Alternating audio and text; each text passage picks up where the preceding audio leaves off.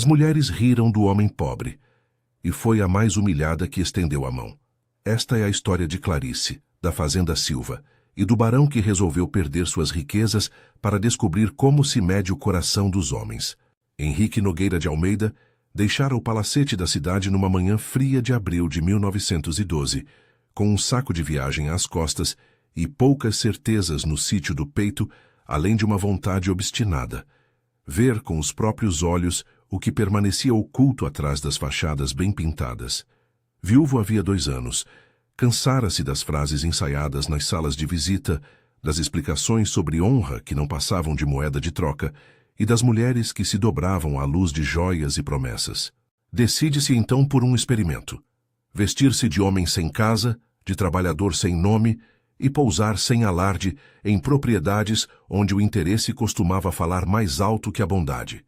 Chamou-se João na estrada.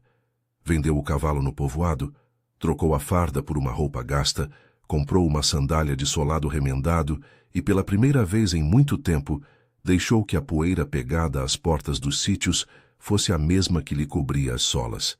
Levava no anel ao dedo apenas o hábito de não anunciar o que tinha. Havia ali no seu bolso um pequeno medalhão com uma fotografia que guardava do passado. Um lembrete mudo, não um fio condutor.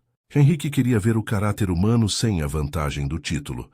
Queria saber se havia ainda, entre a pressa de sobreviver e a pressa de prosperar, alguém que oferecesse pão a um homem faminto, sem perguntar quem pagaria o preço depois. Quando a carruagem que o deixara no fim da estrada sumiu além do monte, o chão que encontrara chamava-o por um nome simples: Fazenda Silva. Era uma propriedade que, de longe, parecia alinhada à honestidade. Arame de cerca endireitado, alpendre lavrado, quintal com pés de goiaba e uma porteira com marca de ferraduras. Mas essas aparências, pensou João, enganam com a mesma leveza com que enganam vestidos bem passados. Aqui, queria tentar o que prometera a si mesmo. A entrada foi aberta por José, o caseiro, um homem de rosto tinto pelo sol e paciência nos olhos. José mediu João com um olhar que não era de dono, mas de alguém habituado a ver muitas histórias entrarem e saírem pelo portão. "Tem trabalho?" perguntou. João baixou o saco, sorriu com modéstia. "Tenho força e vontade, senhor." E foi assim que o barão trocou o pronome e a carteira por uma pá, um arreio e a escuta por trás das portas. A casa grande da fazenda Silva ostentava uma fachada de ricas camadas de tinta branca, janelas de vidro espesso e cortinas de renda. Foi por uma dessas janelas que João viu, no primeiro instante, a aldeia humana que a propriedade escondia. Madalena Silva, senhora da casa, em um vestido de tecido claro que parecia esmaltar o dia. O senhor Arnaldo, de modos medidos, com um caderno de somas sempre à mão. 2 moças de vestido aveludado, Júlia e Beatriz, que exibiam a pele como se ela fosse uma posse. E no fundo das cenas, Clarice, figura de passos miúdos, mãos sempre ocupadas, silêncio que pesava mais do que as palavras. Clarice não ocupava um lugar de destaque. Fora ensinada, desde menina, a não o ocupar. Era chamada à mesa apenas após os pratos de todos, sentada longe da janela melhor iluminada, e chamava-se por diminutivos que a tornavam quase invisível. Henrique observou e guardou. Aprendera a ver com calma, sem pressa, e naquela observação foi descobrindo as hierarquias sutis e agudas da casa. Madalena falava alto demais para esconder a própria ambição. Arnaldo olhava para as contas como se elas tivessem poder para reconciliar o que o orgulho havia desfeito. As irmãs, ensinadas à superfície, brincavam com fios de ar, enquanto Clarice enfiava as mãos na terra, varria com vigor, acalmava os cavalos e ajeitava o lenço na cabeça com a destreza de quem conhece a necessidade. A primeira vez que a menina estendeu a mão a João, foi quase sem saber que o fazia. Ele chegara ao galpão coberto de pó, o corpo cansado de segurar sacos de ração. Tinha-lhe tomado, inadvertidamente, um pedaço de pão que trouxera na bolsa para a hora do almoço. Era um pão rústico, ainda morno, embrulhado em pano. Clarice, ao vê-lo, não perguntou a quem pertencia. Deixou o pão aos seus dedos, como se entregasse um segredo. "Coma", disse ela, com voz baixa, quase um sopro. O gesto foi simples. Não houve teatralidade, não houve conversa que pedisse retorno. João comeu e sorriu com uma gratidão que não precisava de palavra. E ali, entre a palha e o cheiro de cavalo, formou-se um pequeno laço de reconhecimento. Não de igualdade de posses, mas de humanidade. Clarice tinha algo que as posses não compravam, uma firmeza silenciosa. Seus dedos eram marcados pelo trabalho, as unhas curtas e limpas, o punho forte de quem levanta um cesto cheio de roupa úmida para além do peso que o corpo reclama. Não era tola. Sabia medir onde sua presença era tolerada e onde seria mais julgada ainda. Tinha aprendido a não responder às variações do riso dos outros, encaixara o próprio pulso para que os insultos não partidos a ferissem mais do que devia. Filha bastarda, ouviu mais de uma vez como quem cumpre uma sentença. Madalena não escondia sua impaciência com aquilo que não se ajustava ao plano social que cultivara. Para ela, a fazenda era mais do que terra. Era um bilhete de apresentação, uma moeda para selar convites e alianças. Arnaldo, por sua vez, olhava para o papel e para o preço dos seus bens com a frieza de um homem que já aprendera que emoções raramente pagam dívidas. Os Silva, de aparente decência, carregavam um embuste que Henrique, disfarçado, teve tempo de assistir de perto. Risos às visitas, pedidos de atenções que vinham dos que menos davam e, sob tudo isso, o rumor de dívidas que assombrava a propriedade. Os dias que se seguiram foram de pequenas cenas que, entre si, compunham caráteres. João trabalhou nos estábulos, aprendeu a arrancar um ferrão encravado, soube o timbre de cada cavalo. Alguns se alegravam com a voz baixa, outros, nervos chegavam quando sentiam mão indecisa. Foi no cuidado aos animais que Clarice e ele se cruzaram dia após dia. Ela trazia água, puxava escovas, reparava celas com habilidade que o fazia questionar por que alguém tão útil fora relegada a servir às mesas em vez de ocupar um lugar mais digno. Ela falava pouco, mas não era muda de opinião. Quando perguntada por Madalena sobre uma tarefa, respondia com simplicidade: "Vou já, senhora." E seguia. Era nessa repetição de serviço que sua grandeza se tornava visível. Não pela reclamação, mas pela constância. Numa dessas manhãs de sol que incendia o feno, Clarice levou a João um café num bule pequeno, com cheiro forte de terra e gosto de trovoada. Sentaram sob uma árvore de goiaba, o frescor da sombra interrompendo o trabalho. Ele contou-lhe do sítio de onde viera, histórias medidas, sem embelezações que entregassem seu outro nome. Ela, em troca, contou da mãe que partira quando criança, de uma espera sem promessa, e de como aprendera a fazer-se necessária para deixar de ser sobrecarregada. Foram palavras trocadas entre quem busca chão. A cumplicidade que crescia era feita de pequenos favores. Ela limpava sua camisa quando havia chuva, ele deixava um gesto de cuidado como um lenço dobrado no barracão. E havia, entre ambos, um respeito que não implodia naquilo que ambos traziam por dentro. João trazia o segredo de seu renome. Clarice trazia a dor de seu desabrigo social. O silêncio não se transformava em muro, antes servia de ponte para que se percebessem devagar. Teresa, a governanta, era a figura que, sem alterar os destinos, ofertava conselhos. Havia nela uma ternura que tirava tanto significado de si quanto colocava em outros. Quando via Clarice cansada, arrumava um prato a mais ao chegar à cozinha, notando o rosto mais abatido da jovem. "Não deixes que te esgotem, menina", costumava dizer, num tom que sabia ser advertência e não reprimenda. Clarice ouvia com a humildade de quem aprende e a coragem de quem guarda um pequeno projeto de vida para si. Teresa, mais do que outra coisa, tinha olhos que sabiam ver a injustiça sem queixas retumbantes, e isso bastava para ela como modo de agir. A vida na fazenda seguia esse compasso quando, numa tarde de nuvens baixas, o som de passos de carroça e botas novos se fez ouvir. Constantino era anunciado, um credor vindo da cidade, homem de barba cerrada e saco de intenções. Trazia consigo um cheiro de pólvora e tabaco, um humor de quem acha que o mundo se ajusta ao seu interesse, e um sorriso que pregava palavras com objetivos frios. Era conhecido por mãos rápidas e promessas que se dissolviam em contratos escritos pequenos demais para a grandeza de suas ambições. Vila de homens como ele costumavam achar para qualquer dívida uma forma de liquidá-la que envolvesse mais do que dinheiro, envolvia almas. A reunião no escritório de Arnaldo teve a presença de Madalena como se fosse cena de teatro. Havia na voz dela o tilintar de copos que ainda não se enchiam. Arnaldo deixou o caderno sobre a mesa com a expressão de quem tenta esticar o fio do tempo para além do desgaste. Constantino falou de prazos, de juros e de possibilidades. Foi ao fim do discurso que, com a sutileza sentida apenas por quem tem o hábito de ver as coisas desmoronarem, insinuou uma solução que cheirava a barganha humana. Algo que, maldito, deixava todo o ar pesado. A questão é simples, Arnaldo, disse Constantino com os dedos pousados sobre a mesa, como se dominassem mapas. Propriedades pagam dívidas. Pessoas, às vezes, são um pagamento mais imediato. As escolhas hoje moldam o amanhã. Não é absurdo, em tempos difíceis, ajustar certas dores à capacidade do devedor. Tenho idade, recursos e discrição.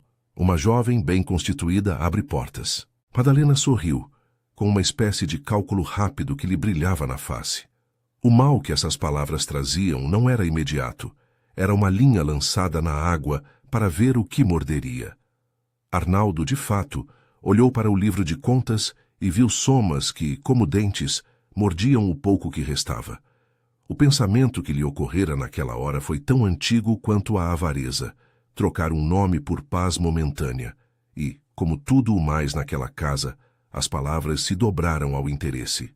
Clarice estava perto do escritório, recolhendo panos, quando ouviu fragmentos da conversa. Não era tola, sabia decifrar o som que o medo fazia nas vozes dos homens. Ouviu pagamento, como se fosse um sino quebrado. Ouviu a sugestão e o sorriso de quem não via nessa proposição uma violência, mas uma utilidade. O rosto dela perdeu a cor. As mãos que seguravam o cesto tremeram como folhas de cedro.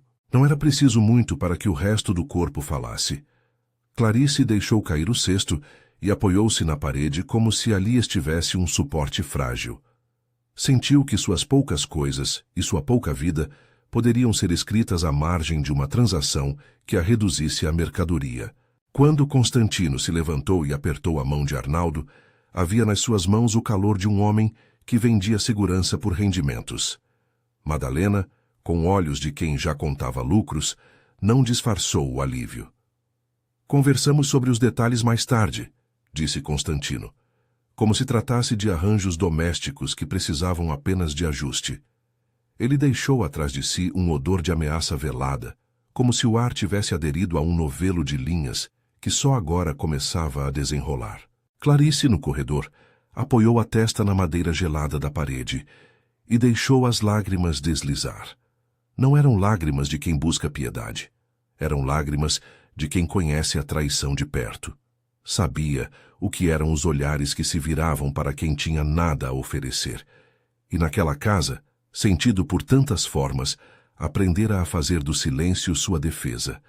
Mas ali, naquela tarde, o silêncio parecia pequeno de frente à monstruosidade do que fora proposto. Não se tratava de palavras nobres ou de economia fatal. Tratava-se de lei moral rasgada. Quando percebeu que não poderia ficar ali, como não poderia permitir que lhe tirassem o pouco que tinha de si, Clarice fez o que sempre fizera diante do perigo. Fugiu para os cantos que lhe eram conhecidos. Correu para o galpão onde havia feno e cheiro de couro e se encolheu entre as palhas. As mãos procuraram por um nó de tecido, por um objeto que sustentasse a presença do mundo. A noite ainda não caíra, mas a sombra daquilo que ouvira tornara tudo sufocante. Pensou que se o mundo a queria vendida, não se entregaria sem resistência. João, que passara por ali horas antes, viu Clarice correr. Seguiu a sombra que ela deixara. Sentiu a pressentida corredeira de medo que vinha dela. Não se movia ainda como um homem livre. Antes que pensassem mal de sua intromissão, lembrou-se de não ser mais do que um trabalhador. Mas a indecência da proposta de Constantino perfurou-lhe a pele como se a própria honra estivesse em jogo. Aproximou-se do galpão com passos lentos, mas o coração apertado. Não era seu o papel de senhor. Ainda assim, algo no seu sangue o puxava a intervir. Ao empurrar a porta, o cheiro de feno e de cavalo lhe atingiu o rosto. Clarice estava encolhida, os olhos fundos, a cabeça recolhida entre os joelhos. Não era preciso muito argumento para entender que a jovem sentiria uma mudança de destino, e não necessariamente por escolha dela. João não fez perguntas imediatas.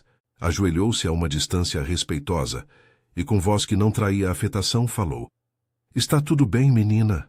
Ninguém vai lhe fazer mal." Não disse "fica tranquila." Não queria mentir, mas queria oferecer presença. Clarice ergueu os olhos, e nele viu um conforto que vinha de alguém que não prometia coisas que não poderia cumprir. "Eles vão?" começou, a voz quebrando. Não pediu nome, não pediu aliança, pediu apenas reconhecimento do perigo. João estendeu a mão, não tocou sem licença. Havia ali, entre os dois, algo que não precisava do brilho de anéis para existir, uma proteção nascida do instante, rara e sincera. Fora preciso pouco tempo para que a notícia se espalhasse, ou para que a intenção de Constantino chegasse onde devia chegar. À noite, os homens da casa reuniram-se no escritório para discutir o que, para Arnaldo, era agora apenas uma questão de economia. A porta ficou entreaberta. O som grave das vozes atravessou a casa toda. Clarice, no galpão, ouviu cada sílaba como se elas fossem gotas de chuva que vinham dissolver tudo o que ainda lhe restava. Quando, por fim, os passos dos homens pareceram firmar um destino, Clarice não hesitou. Sabia que esperar podia significar perder aquilo que era mais seu, a liberdade de escolher. E assim, num movimento rápido e quase desesperado, escapuliu do galpão e correu para os fundos do terreno. Não foi uma fuga grandiosa. Foi um gesto urgente de quem prefere o risco ao comércio da própria pele. João viu-a sair e, sem pensar nos limites do seu disfarce, correu atrás. A lua ainda não havia erguido o véu, mas a luz do céu permitia distinguir o vulto dela. Clarice não ia longe. Havia um velho curral onde algumas tábuas soltas formavam abrigo. Ali se escondeu, o corpo pequeno contra o frio do chão. João chegou e encostou a mão na madeira sem pronunciá-la. "Não fique aqui sozinha", disse baixo. "Há um lugar seguro, se confiar." Havia na proposta dele um convite que não exigia entrega imediata, apenas confiança num momento de assalto. Ao longe, passos e vozes de homens se aproximaram, como cães seguindo um rastro. As luzes da casa clarificavam as janelas, sinais de discussão que se transmutavam em decisão. Clarice ouviu o nome dela ser pronunciado, com a frieza do que julga ter direito. O coração dela batia como se quisesse saltar do peito, e ela apertou as mãos na roupa, firme, com uma força que vinha de dentro. João abraçou a ideia de agir, mas não de atrapalhar o curso natural das coisas de modo precipitado. Sabia que havia entre os homens daquela casa a decisão de quem vende e de quem compra. Sabia também que um barão sem mais baronato tinha menos autoridade do que o mero ato de interceder. Ainda assim, o nome que ele carregava por baixo do pano, Henrique, incomodava a sua vontade de ocultar. Era estranho vê-lo apertar qualquer indignação em favor de uma desconhecida. Havia ali, mais que impulso cavalheiresco, a sensação moral do que é justo. Naquele momento, quando as vozes se elevavam e a noite parecia fazer-se tribunal, João percebeu que não podia ficar apenas observando. Havia um fio que se puxava, inapelável. Um homem não deve assistir à troca de destinos humanos como se fosse simplesmente um cálculo. Movimentou-se, lento, para não anunciar presença, e observou a cena que dividia a noite entre a segunda e a primeira medida de coragem. Do lado de fora, Constantino conversava com Arnaldo de modo tão natural que suas palavras romperam a ideia de que havia limites. "Só me diga quando quisermos fazer o acerto.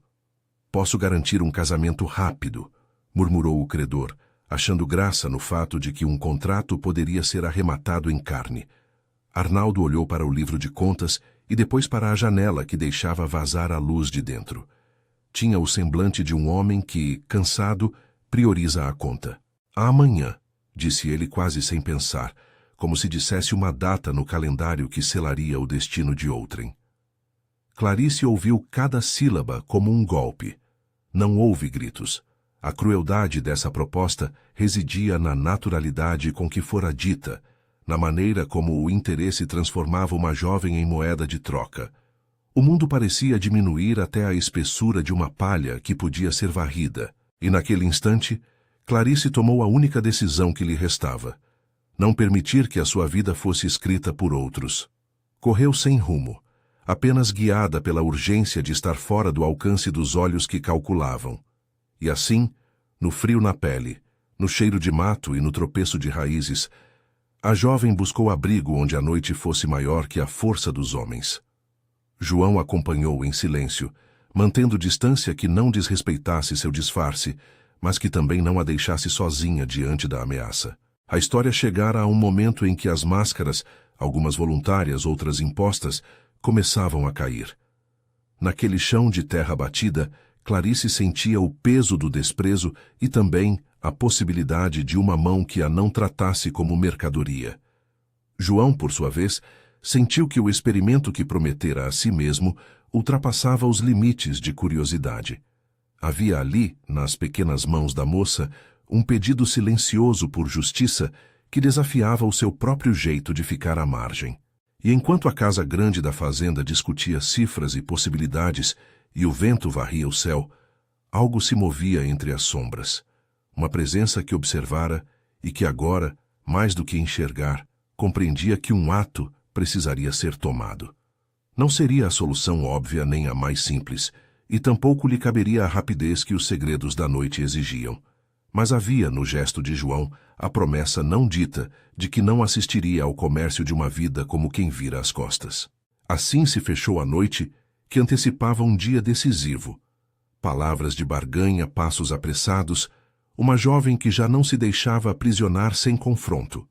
No galpão, o feno parecia guardar os restos de um mundo que se desmoronava.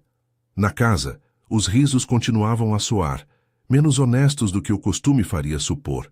E nas mãos de quem não tinha nada a perder, nem títulos que o protegessem, um pensamento novo germinava.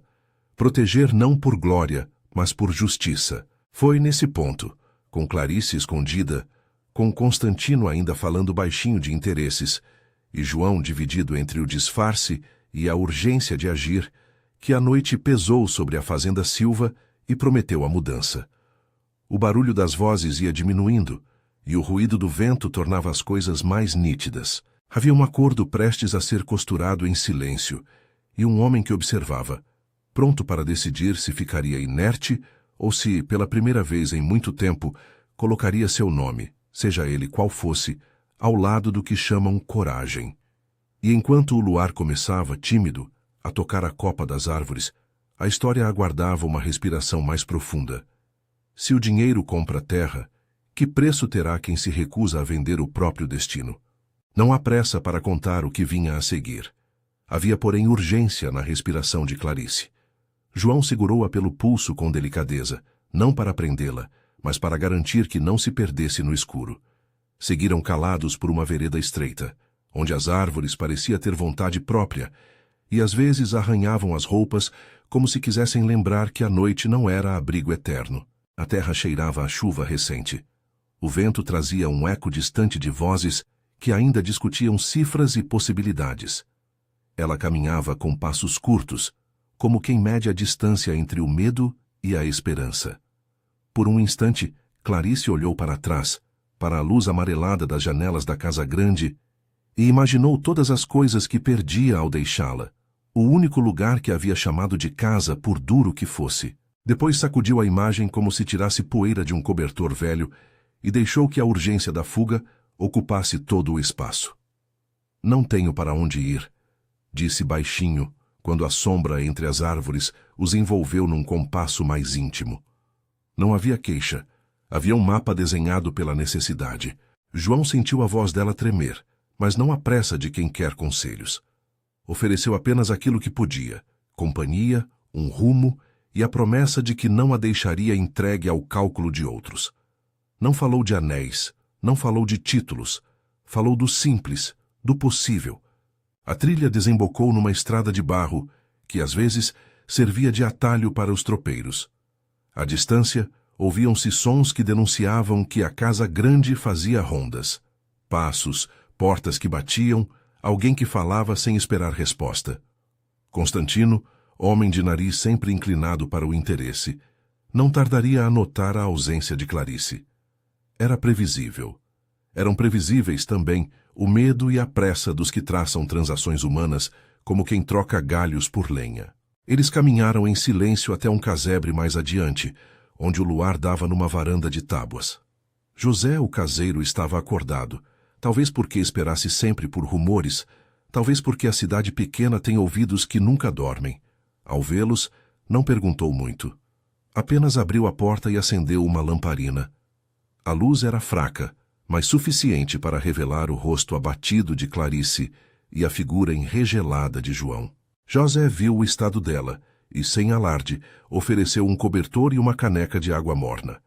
Teresa, que dormira mainha, apareceu logo em seguida, trazida por algum instinto que a impelia a cuidar. Seus olhos se fecharam num gesto de quem vê a injustiça e prefere remediá-la sem que isso vire espetáculo. Colocou pão no prato de Clarice, ajustou o lenço na cabeça da jovem e murmurou palavras que aqueciam sem prometer. "Fiquem até clarear", disse. O tom era ordem amena, proteção sem muitas perguntas. Enquanto o amanhecer ia brindando o céu de cinza e rosa, notícias começaram a correr. Constantino não era homem de ficar parado. O tempo para ele tinha o valor de juros. Informado da fuga, reuniu 2 capangas e, sem cerimônia, partiu em direção à estrada que ligava a fazenda à cidade.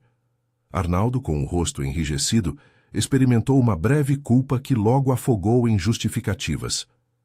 Era preciso, repetia para si, como se a repetição imprimisse razão às coisas erradas. Madalena, no entanto, vivia numa esfera onde o constrangimento valia menos que a aparência.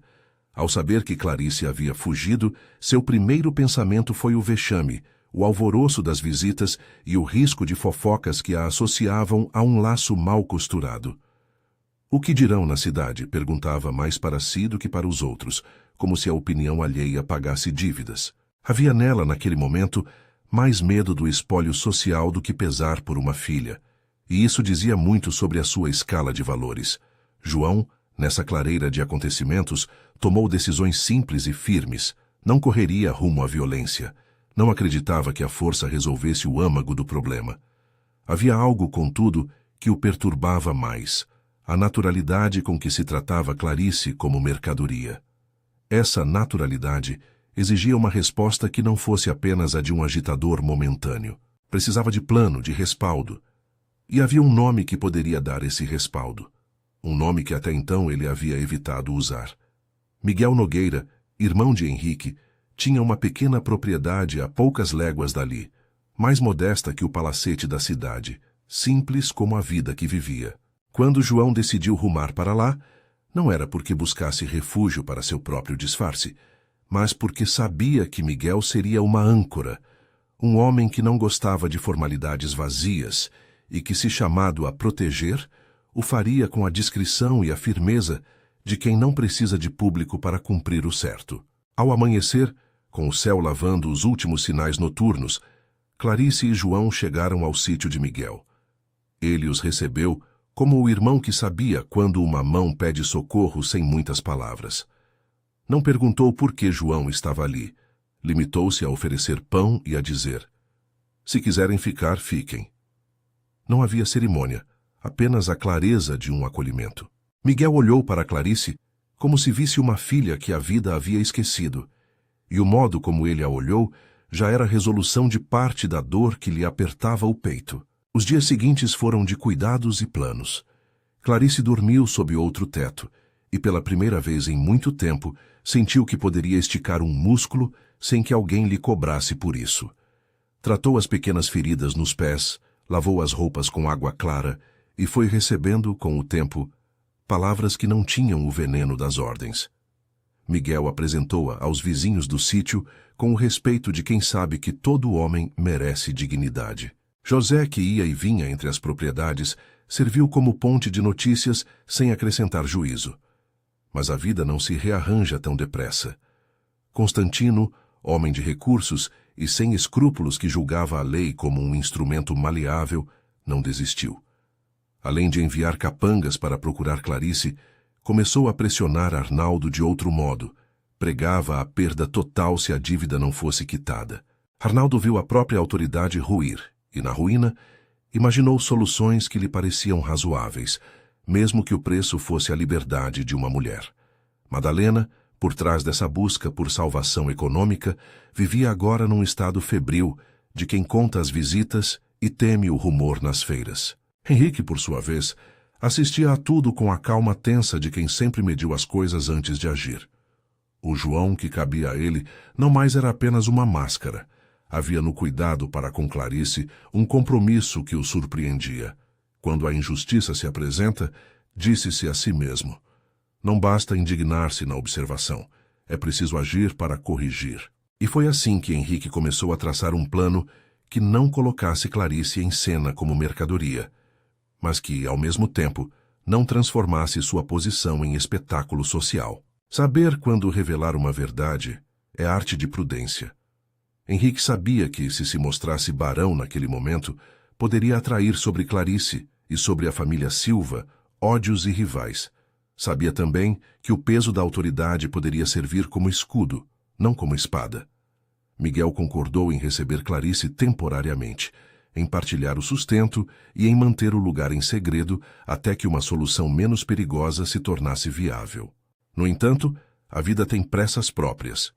Constantino, inquieto, não tardaria a tomar iniciativas mais diretas.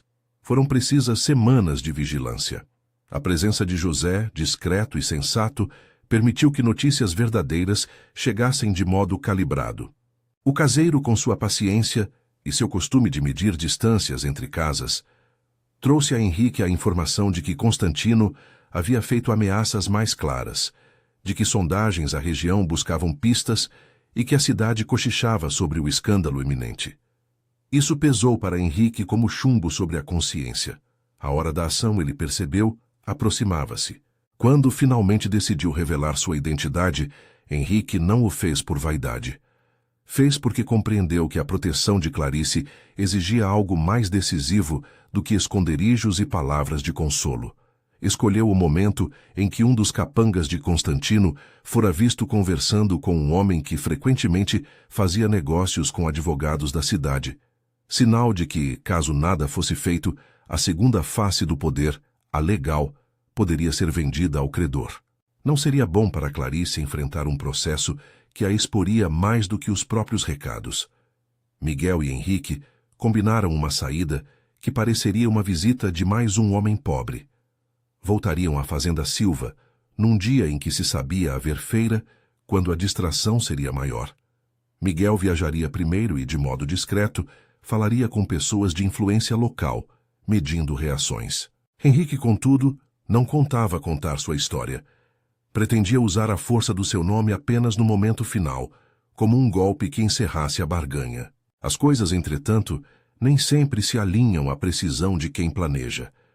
Constantino, o homem de pressa, antecipou-se. Soube da presença de Miguel e decidiu não esperar pela cerimônia da cidade.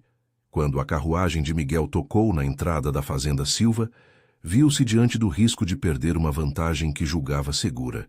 Resolveu aparecer para cobrar juros, ver as contas e, se fosse possível, buscar Clarice em seu próprio modo rude. A visita de Constantino teve o efeito perverso de acelerar as decisões.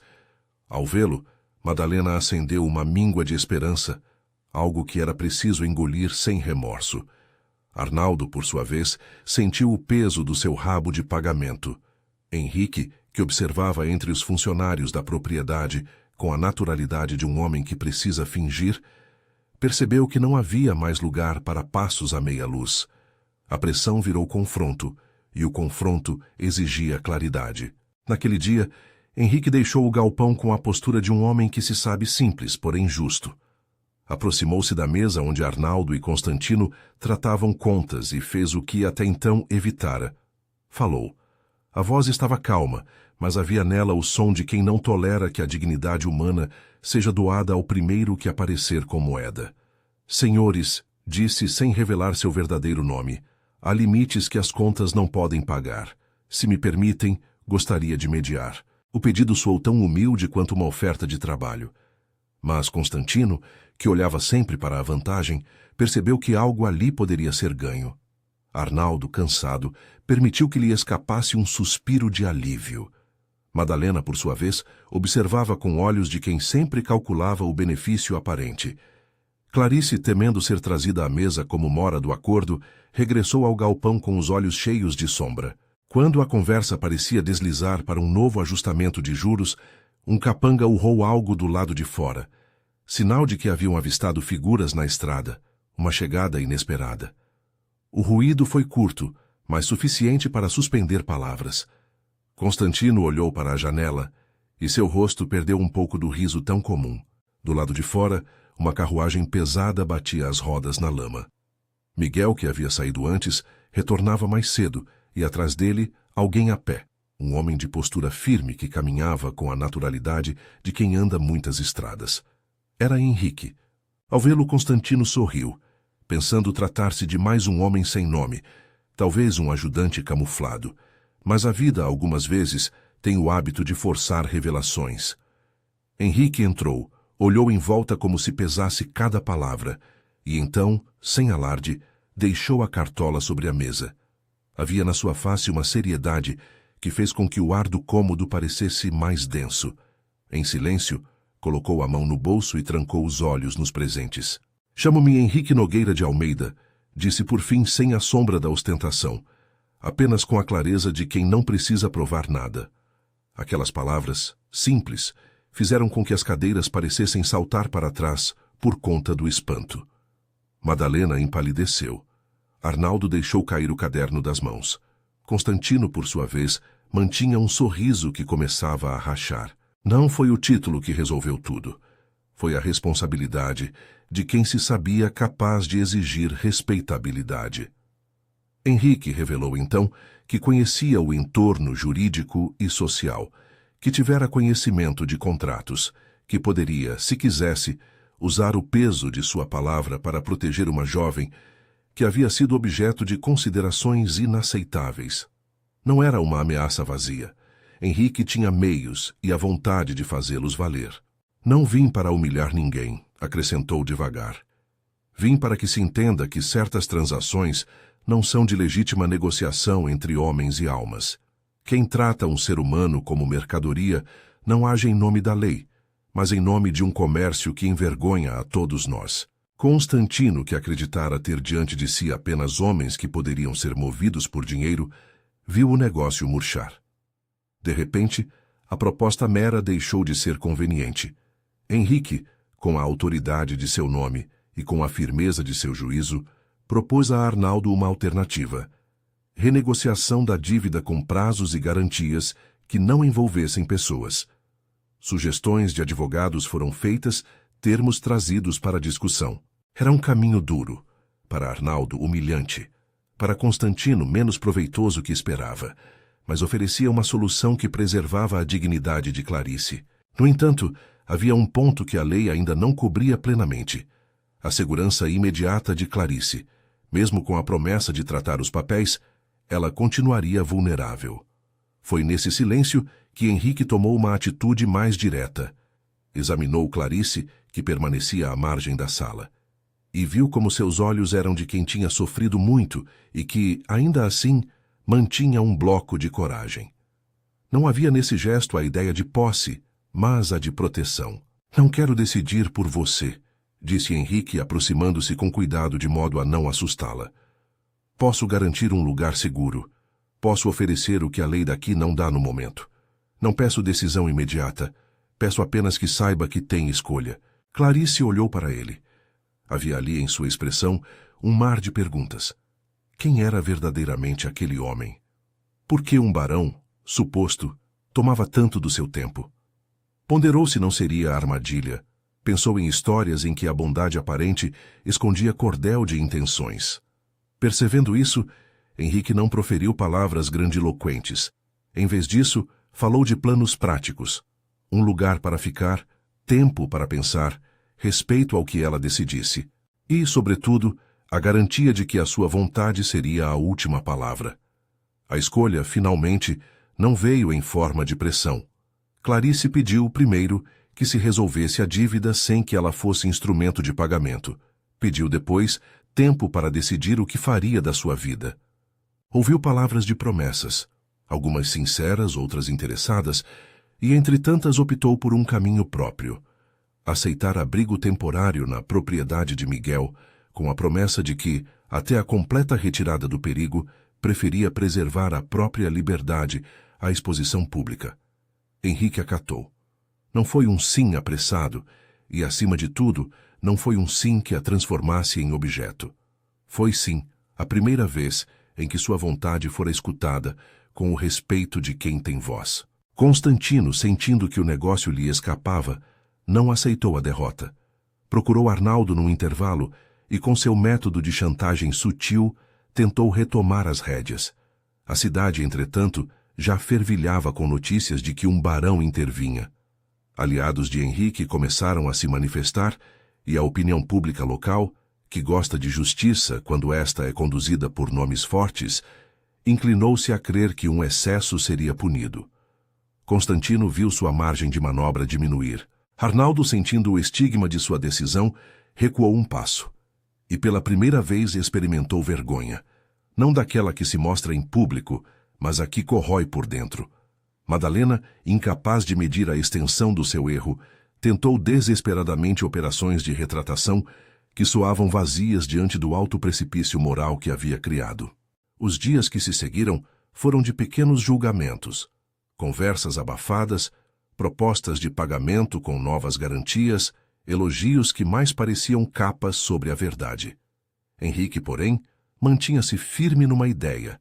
Nenhum acordo que ferisse a dignidade de Clarice poderia ser assinado. Em privado, explicou a Miguel que não buscava desastre para o Silva, procurava apenas que os princípios fossem restituídos. Miguel, que conhecia a alma humana como quem conhece um campo bem arado, discordou quando necessário e concordou quando justo. Os dois trabalharam para garantir que Clarice tivesse escolha e proteção. O tempo, porém, não apaga tudo. Há feridas que pedem reconstrução longa. Clarice, vivendo entre o sítio de Miguel e pequenas visitas à cidade para tratar de seus assuntos, começou a perceber que a vida podia lhe oferecer alternativas, além do destino que lhe fora traçado. Aprendeu a ler melhor os livros que havia pegado por empréstimo, ensaiou a escrita de cartas, começou a orientar os trabalhos da casa sob a observação de Miguel, que a notava com admiração crescente. A força de Clarice estava em sua vontade de existir por si, não como pertença de ninguém. Henrique, por seu lado, foi pouco a pouco abandonando a ideia de que precisava se esconder. O experimento de se fazer pobre havia-lhe mostrado o que procurava: corações que não se vendem. Mas a resposta que encontrou não foi somente na pessoa de Clarice, foi na urgência de agir com justiça quando o mundo não o faz. Havia nele um movimento de cura. O luto por sua mulher mudava de tempestuoso para mais brando, como nuvem que se afina. Observava Clarice e sentia um calor que não era mera atração. Era reconhecimento de caráter, afinidade moral. Sabia que não podia e nem queria forçar nada. Desejava apenas construir um caminho honesto, sem promessas que soassem como contratos. A última cartada de Constantino foi ardilosa. Vendo a influência de Henrique crescer, resolveu agir na calada da noite.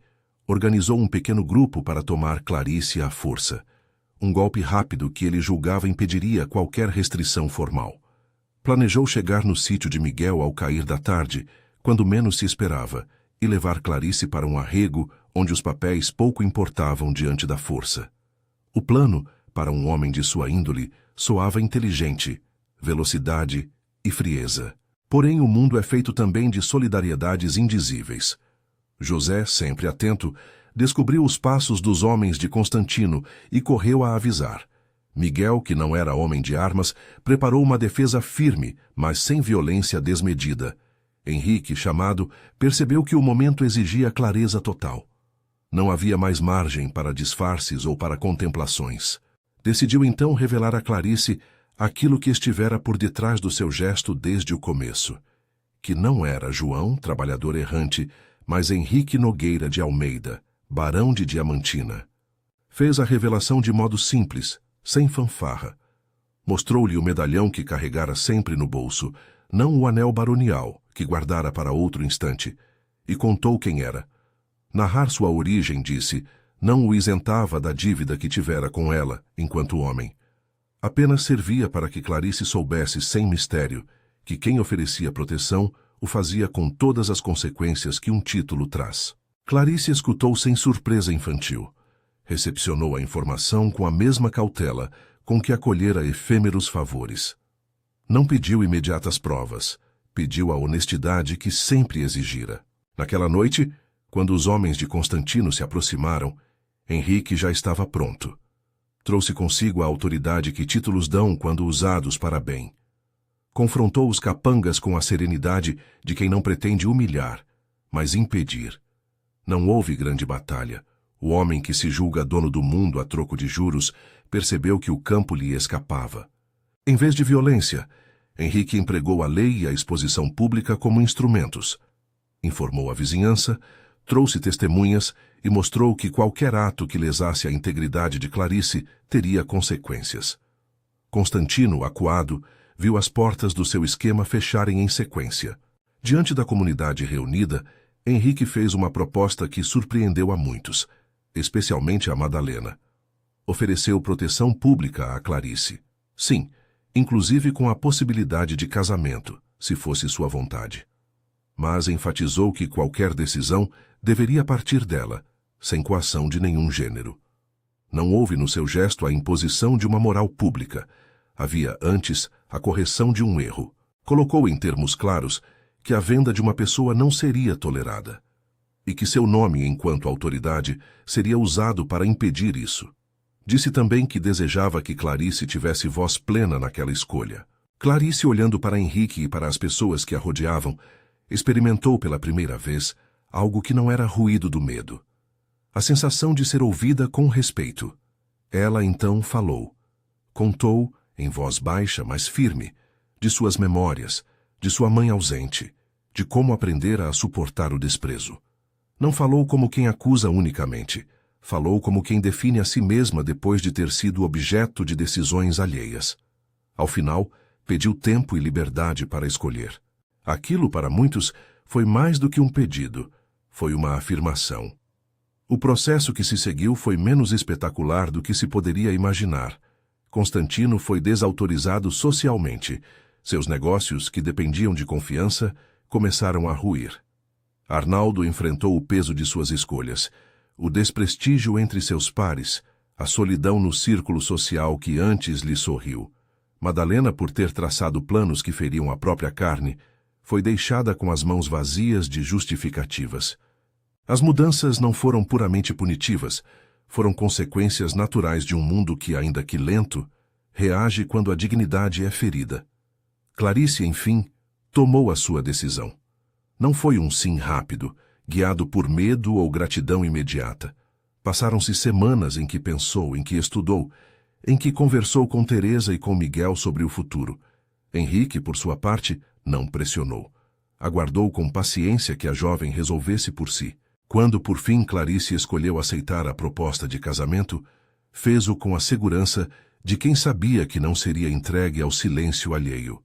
O casamento, quando foi um ato de escolha mútua, celebrado sem ostentação, com o padre Antônio, homem de pouca fala que sabia, contudo, reconhecer o peso da promessa, oficiante. A cerimônia foi simples.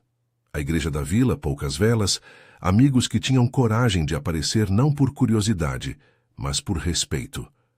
Clarice vestiu um vestido que Miguel ajudara a costurar. Henrique não ostentou joias que gritassem poder, apenas o anel, que, quando posto no dedo de Clarice, não representava apropriação e sim aliança. O gesto de Henrique ao pronunciar as palavras da promessa não foi uma tomada de posse, mas o reconhecimento de que encontrara alguém com quem parecia possível partilhar a vida. Ela também comprometeu sua vontade, sua presença, sua coragem. O acordo não foi de resgate, foi de caminho. Os dias que vieram após o casamento foram menos de transformação súbita e mais de reconstrução passo a passo. Clarice, que antes limpara as mesas da casa que a desprezara, agora ocupava um lugar na administração das terras que Henrique possuía. Não porque se esperasse que seu matrimônio fosse sua salvação única, mas porque sua capacidade de cuidar, organizar e entender as nuances do trabalho rural era notável. Henrique, que havia perdido a esposa anos antes, encontrou em Clarice não um substituto, mas um companheiro. O luto, que não desapareceu como por encanto, foi suavizando diante de um afeto que nascia do reconhecimento mútuo e do respeito. Teresa ganhou outro papel. Foi responsável por orientar Clarice nos modos que a nova posição exigia, não para transformá-la numa máscara social, mas para que suas virtudes tivessem espaço de exercerem o bem comum. Miguel ajudou a coser as pontes entre as comunidades vizinhas, certificando que a propriedade voltasse a ser lugar de trabalho digno e de sustento justo. José, sempre presente, fazia o elo entre o passado e o presente com a mesma resignação temperada de sabedoria. E Constantino, por fim, viu os frutos de suas práticas se voltarem contra si. Seus negócios foram degradando, investidores que lhe confiavam retiraram recursos. Suas promessas vazias tornaram-se motivo de desconfiança. Arnaldo, que havia perdido mais do que dinheiro, entrou num processo de autorreflexão que o levou a pequenas atitudes de reparação, não como absolvição, mas como tentativa tardia de corrigir o erro. Madalena, por sua vez, teve que aceitar que a imagem social que tanto prezara não mais sustentava as bases de sua vida. O ostracismo foi uma lição dura. Com o passar dos meses, a união entre Henrique e Clarice consolidou-se em trabalho e cumplicidade. Ela mostrou capacidade de gerir as contas da casa com mão firme, pensou em modos de melhorar a vida dos trabalhadores, instaurando rotinas que oferecessem formação e proteção. Incentivou pequenas culturas que geravam renda para as mãos menos favorecidas. Henrique, em retorno, abriu os livros de sua vida, contou memórias que nunca contara a ninguém e aprendeu, com a jovem mulher, o valor da simplicidade aplicada com inteligência. Eles discutiam gestão, tratavam dos empregados com respeito, e a relação que crescia não era fruto de uma redenção que justificasse tudo do passado, mas do trabalho mútuo por um futuro melhor. O tempo, essa medida implacável e ao mesmo tempo curadora, trouxe também uma chama que ambos ignoravam esperar. Nascia uma filha, menina de olhos vivos, herdando o brilho contido de Clarice e a serenidade contida de Henrique. O nascimento foi celebrado de modo singelo, com as mãos que ajudaram no trabalho, assentando o seu olhar sobre o novo ser. Para Henrique, a paternidade foi outro passo na cura. A perda que levara anos antes perdeu, aos poucos, o odor forte que o acompanhara. Ao ser substituída por risos de criança, encontrou-se uma reconciliação com a vida. Para Clarice, a maternidade significou a confirmação de que havia sido escolhida não por socorro, mas por amor que se constrói no respeito. A propriedade, sob a administração que ambos conduziam, tornou-se exemplo. Trabalhadores que antes tinham apenas ordens agora recebiam orientação. Meninas que viveram a realidade de Clarice começaram a receber ensinamentos além do trabalho doméstico: leitura, contabilidade básica, cuidados com a terra. Não foi um movimento de abstração, mas de prática. O cuidado transforma onde há vontade e persistência. Os meses e os anos foram para o Silva de perdas e recompostos. Arnaldo viveu a consequência do que fizera. Teve de negociar propriedades, perder prestígio e, sobretudo, enfrentar o olhar alheio. Madalena, por sua insistência de aparências, viu portas que antes se abriam fechar com dureza. Não houve sentença teatral. Houve a alteração silenciosa da reputação, e isso, para homens que vivem de convenções, é quase um castigo. Constantino, por fim, fugiu do círculo de negócios respeitáveis e passou a ser lembrado como exemplo de prática predatória, não mais como o homem de talvez influência de outrora. A pequena cidade, que por vezes gosta de contar histórias, passou a narrar outra coisa. A transformação de uma jovem que, humilhada no princípio, estendeu a mão não por fraqueza, mas por humanidade. A conversão de um barão que aprendeu que a riqueza sem justiça é triste herança. E a mudança de uma casa grande que precisou admitir seu erro diante do novo padrão de coabitação e respeito. Não foi um filme de redenção instantânea, mas um movimento contínuo, onde cada ação repercutia na vida de outros. E as mulheres que riram do homem pobre? Algumas continuaram com o riso no rosto, acenando as festas com o verniz intacto. Outras, menos corajosas, foram obrigadas a encarar o prejuízo de suas escolhas. O riso, por si só, não teve a última palavra. Houve sim uma inversão que poucas esperavam. O desprezo que se julgava forte revelou-se frágil quando confrontado com coragem moral e com a persistência da gentileza. Clarice, nos anos que se seguiram, não se deixou reduzir a mera consorte ou anedota de uma história de resgate. Assumiu papéis administrativos na fazenda, tomou decisões de manejo e organizou escolas para crianças da região. Sua voz, que antes era suprimida por ordens, passou a ser escutada em reuniões, assembleias de trabalhadores e no conselho local. Não por vanglória, mas porque sua experiência a tornara capaz de ver as coisas onde outros apenas viam números. Henrique, curado na medida certa, nunca substituiu a lembrança da esposa perdida. Antes, aprendeu com isso que o amor não é exclusividade de uma perda e que a vida pode gerar outros afetos que honram o passado sem traí-lo. A cura que experimentou foi discreta, como um sol que volta a aquecer depois de dias de neblina. Não houve em sua face a pompa de quem acha que venceu tudo. Havia, sim, um sossego. E a filha deles, menina que cresceu ouvindo histórias de mãos estradas e justiça, tornou-se símbolo do recomeço. Não foi apenas o fruto de dois que se uniram, foi promessa de que a gentileza, praticada a partir de alguém que sofrera, e ainda assim estendeu a mão, tinha força de mudar estruturas. A cidade, ao ver a menina brincar entre o pomar e o galpão, lembrou-se de que as transformações mais firmes nascem de atos repetidos e não de gestos isolados. Anos depois, quando olhavam para trás, Clarice e Henrique lembravam da noite em que tudo parecia ruir. Não com melancolia, mas com o reconhecimento de que a escolha de não vender um ser humano tinha sido semente de tantas outras coisas boas. A história que começara em riso, as mulheres riram do homem pobre, terminara para muitos como lição.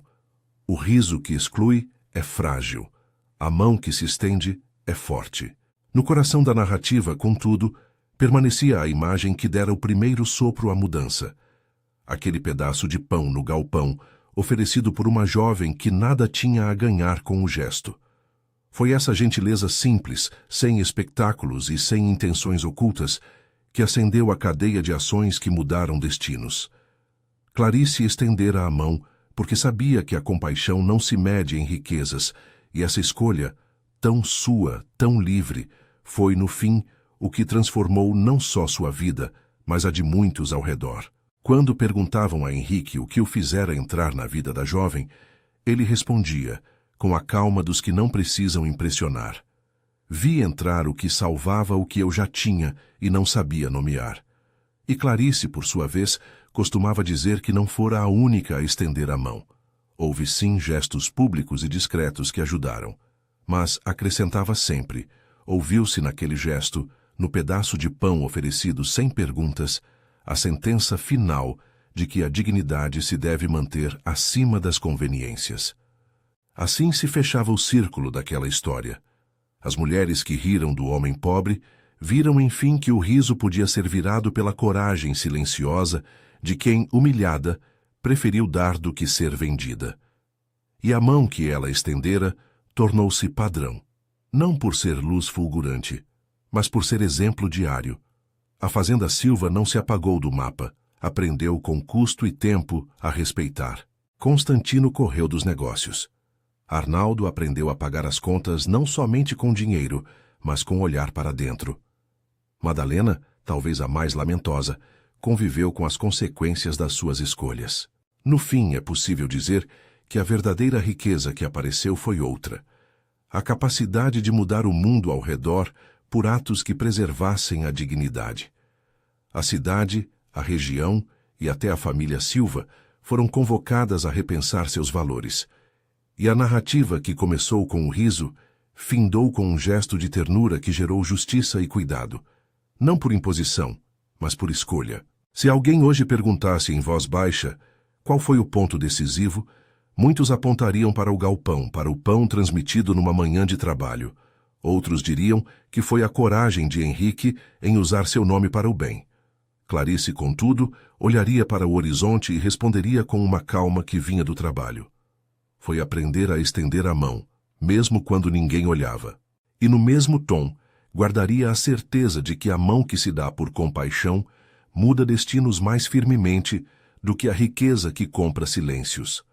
Se esta história contada aqui tocar alguém, que sirva como lembrete, rir do pobre é facilidade.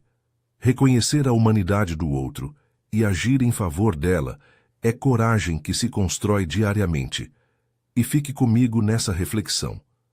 Compartilhe esta história com alguém que precisa ouvir que, muitas vezes, a mão que se estende é mais poderosa que o riso que exclui.